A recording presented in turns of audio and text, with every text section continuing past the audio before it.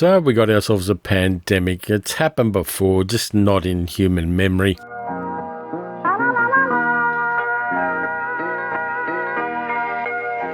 Unprecedented things are happening right now, and it's all happening in real time for us because of the way 21st century social and other media works, and it's getting a bit scary. People are buying toilet paper by the raft load. People are buying flour and sugar in unprecedented amounts, which is great for primary producers, but not so good for people who just want to make a cake. And it's all going a little bit weird and pear-shaped now. In a year's time, we'll be past it, but right now it's crazier than I think we've ever seen it. How about we all just make popcorn and watch some movies?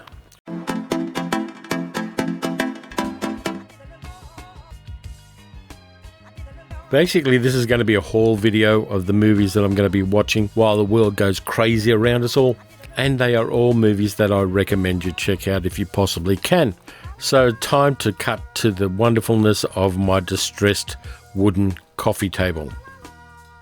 I picked this one up for $5 at a pawn shop. A place called Cash Converters here in Werribee.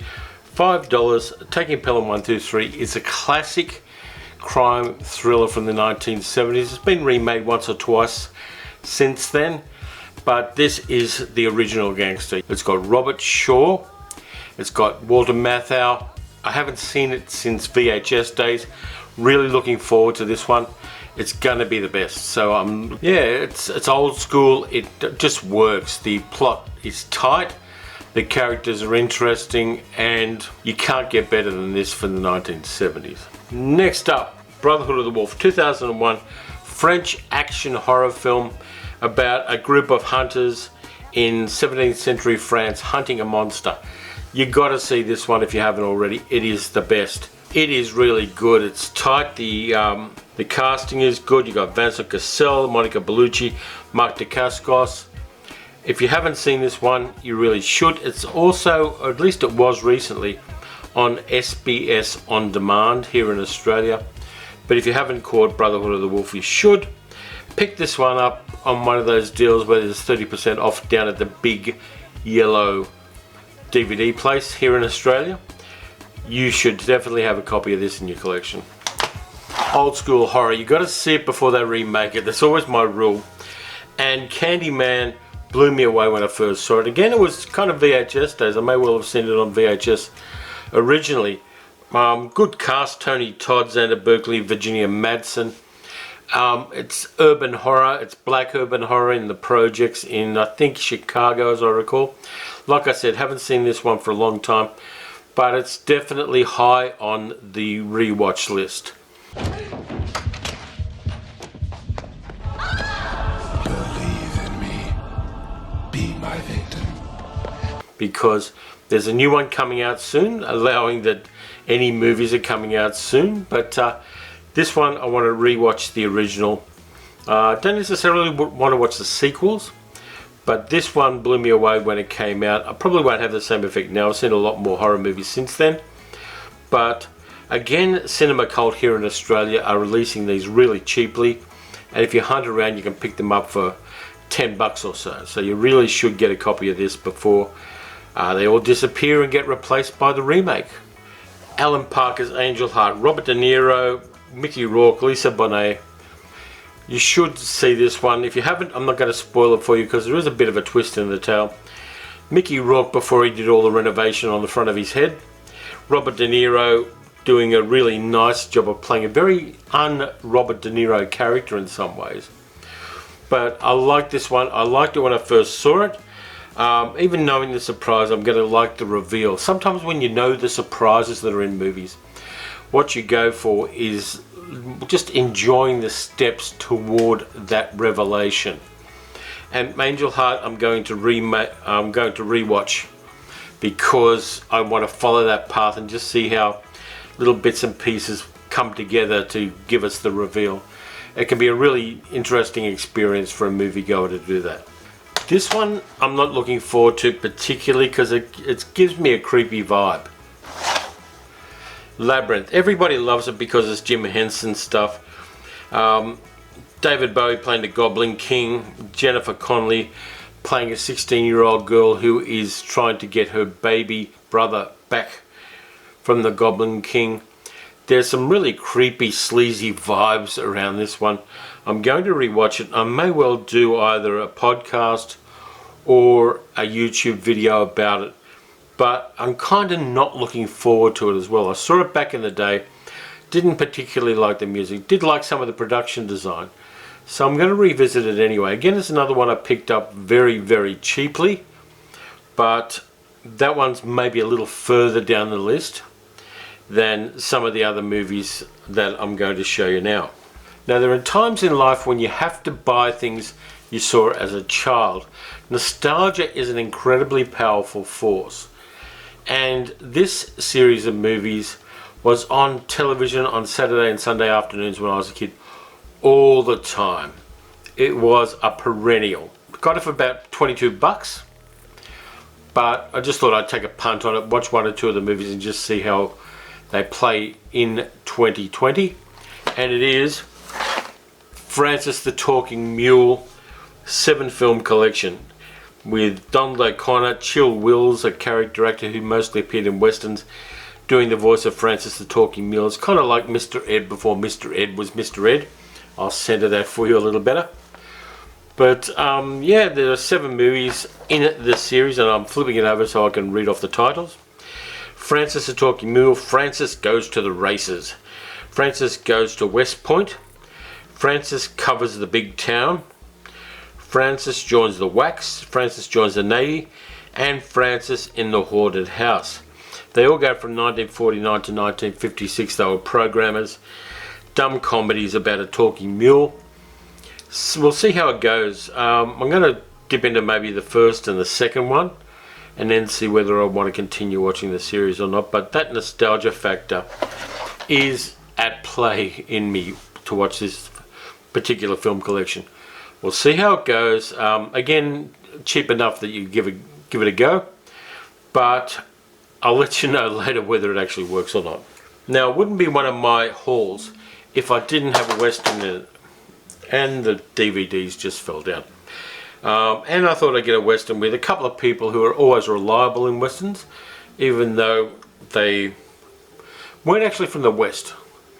Dean Martin was from Steubenville, Ohio, and Robert Mitchum was from not too far away, and it is 5-card stud from the 1960s.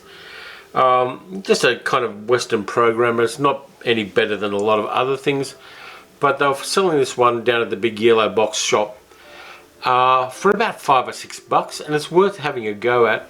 I seem to be acquiring a lot of Westerns these days because there's some interesting nuance in some Westerns that I didn't pick up on the first time I saw them way back in the day. There are little character pieces, there are character actors that come in and do a really nice job in minor roles. There's a lot of kind of hidden gems in most Westerns of the 1960s. Some of them were crap, but for the most part there are always little bits and pieces you can kind of take from them and enjoy. And I had remembered nothing about seeing 5-card stud. I know I've seen it, but I don't remember a damn thing about it.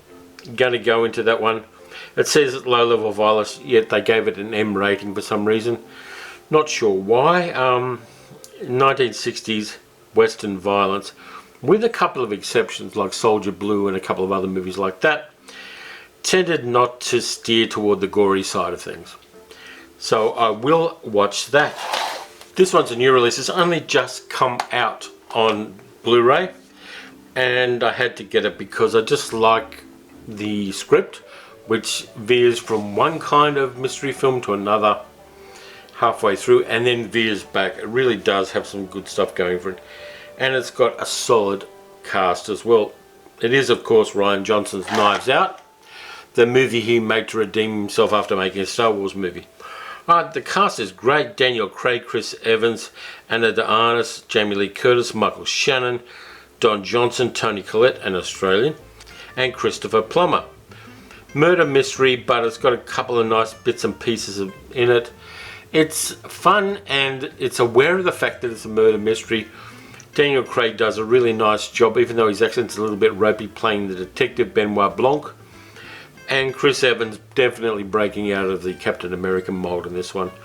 Saw it in the cinemas, but it's a definite rewatch because I just want to enjoy that particular world again. And sometimes that's the reason you watch things close after watching them for the first time. Just getting into that same world and maybe picking up on a couple of nuances you didn't get the first time around. There's a lot to take in when you're talking about a movie like this. Beautifully directed. The production design, is particularly in the house where the murder takes place, is really great. And yeah, it's if you haven't seen it and you're kind of wondering whether you should, it's a definite recommend from me. See this film. The next one I spoke about on the radio for ABC Darwin just this week, and it was written by an Australian icon of cult cinema in 1969.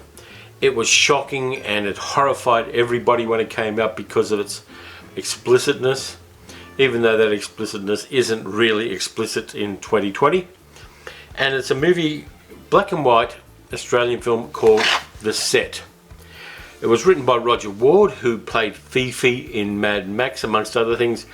He's the man who had a fight with Sammo Hung on Uluru. It's about a young man who kind of dives into the world of the arty set in Sydney in 1969. It's got homosexuality for the first time in Australian cinema, handled in a non-pejorative way, which I really like. It's got lesbianism, it's got nudity, it's got explicit talk, it has drag performers, and it has some nice location shots of my hometown as it was in 1970. It's become a kind of starting point in gay cinema in Australia. And I saw it once on TV a very long time ago, and there were a few bootlegs floating around for a while.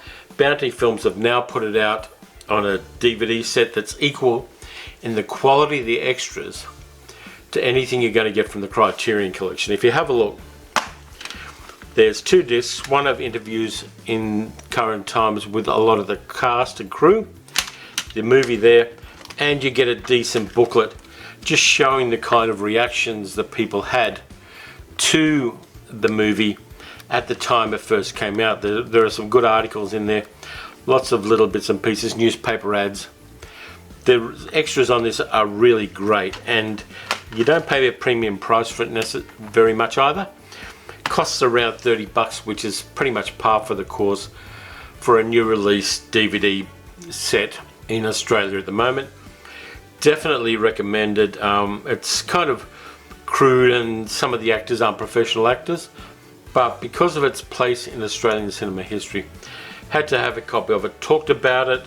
Roger Ward himself had a little bit of conversation with me on Facebook about it, and he thanked us for covering it. I sent him the link so he could listen to the radio interview we did. And he said part of the reason why he wrote the original novel upon which it was based was he was hanging around the Sydney art scene and the Sydney acting scene in the 50s, 60s and 70s. And there were a lot of gay and lesbian people who were talking to him and confiding in him.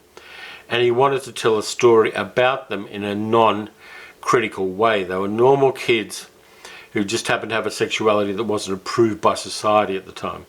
So The Set's a really important piece of Australian cinema for that reason. You should pick it up even if you do have to pay for postage.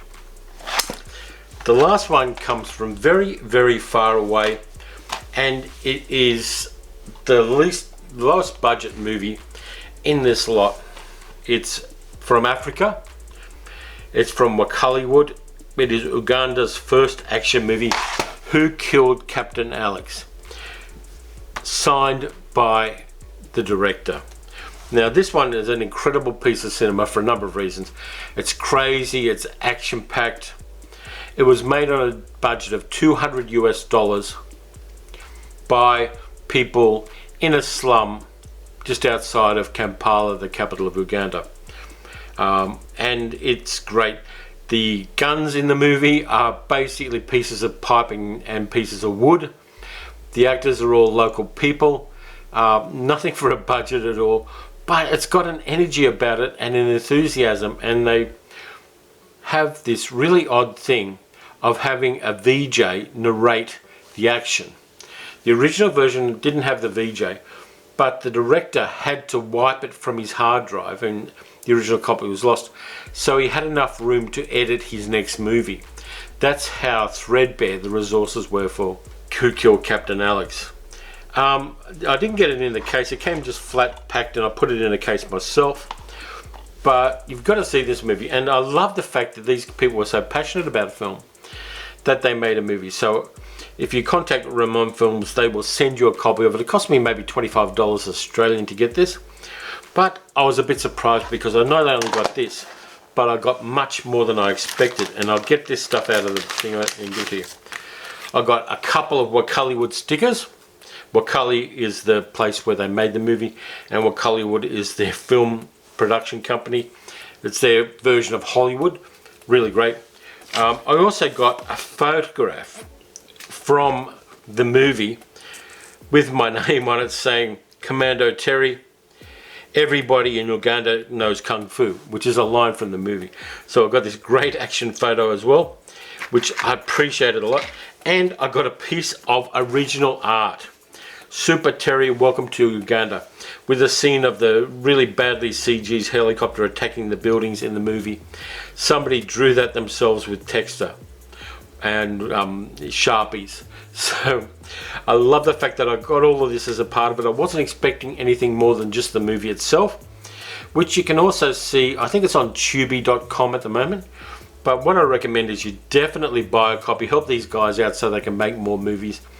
They don't have a lot of resources, but they are passionate and enthusiastic, and they're using social media and the extras they put on the films to great advantage here. I just love the fact that I got all this extra stuff, and I love the passion and enthusiasm that the Wakaliwood crew have for cinema. It's just one of the weird things when you start diving into cinema deeply. You'll find little odd corners where people are doing things on incredibly thin resources and making entertaining pieces of art, and I love that. So that is my current trove of movies to be watched. Oh yes, I also have another thing to show you, my Ben Mendelsohn pop vinyl. Ben Mendelsohn, acting legend of Australia, was in Captain Marvel as Talos. I've got a Ben Mendelsohn Funko Pop figure for that reason. But anyway, we're all going to be locked down by the look of things because of this pandemic that we've got. So we definitely need some quarantainment. And that's just my quarantainment. I'm going to be doing quarantainment videos until COVID-19 leaves us or it gets dealt with in some way. Every now and then I'm going to make suggestions so that people have got something to watch if they have to self-isolate, or if they have to or if you need to do some social distancing. All of these movies I've got here, and the ones that fell on the floor, are movies that you should definitely check out. While you can get out and about, scrounge around second-hand places. You'd be surprised what you find sometimes. You find a lot of crap. For some reason there's a hell of a lot of Jennifer Aniston movies out there, second-hand at the moment. But anyway, in the meantime, look after yourselves. Do what you need to do to stay healthy as well. If there are advisories on things, do everything you can to follow them, because we're going to get through this, but it's going to be a little bit tough for us all. So anyway, in the meantime, enjoy good movies, enjoy bad movies, enjoy Wakaliwood movies in particular. And I will be back in a week with another video. I may well do some horror recommendations while you need some quarantainment. But in the meantime, if you'd like to subscribe to the channel, please do. Leave a comment and let me know what you're going to be watching while the world's locked down and we're all surrounded by pasta and toilet paper. And I'll be back very soon. Take care.